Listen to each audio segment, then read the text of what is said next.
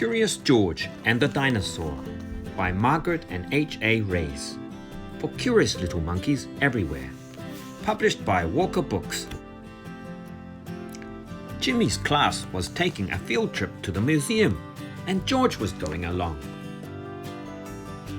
"We are glad to have you, George," said Mr. Chauncey, the teacher, "but don't get into trouble." At the museum, Mr. Chauncey began to explain one of the displays. "These rocks are millions of years old." The students weren't listening. "This is boring," said a student. "It really is," said another. "When is lunchtime?" asked the third. George wandered off. He didn't find the rocks very interesting either. But in the next room, George saw something very interesting. It was a huge skeleton. What a long tail! It was too much for George to resist. He stepped over the rope and jumped onto the tail. He climbed down, then climbed up. He climbed up and up until he reached the skeleton's head. Just then, Mr. Chauncey and the class came into the room. "Look at the dinosaur," said Jimmy. "And look at George," he shouted. "Ride him, George," cried a girl. The guards heard the noise. "Get down from there," ordered one of them. "I'm going to get the director," said the other. George was scared.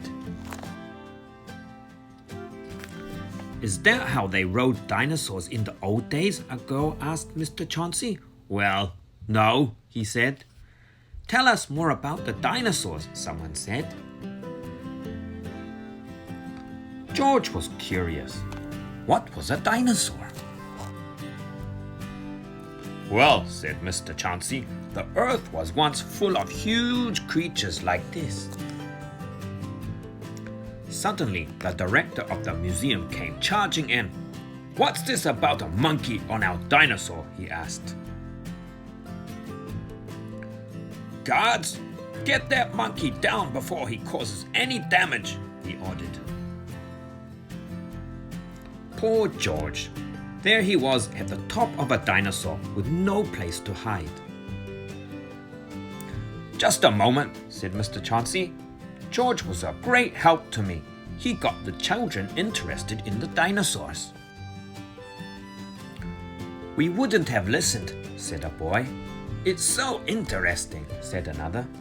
"I want to come back again," said a girl.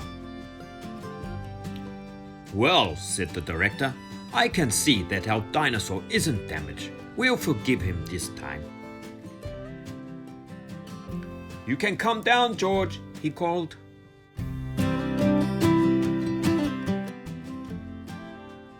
"Hooray!" the students shouted. Mr. Chauncey said, "I have to thank you for making this visit an interesting one, George. But next time, promise not to ride the dinosaur." When the bus stopped in front of George's house, the man in the yellow hat was waiting. "I'm glad to see you, George," he said.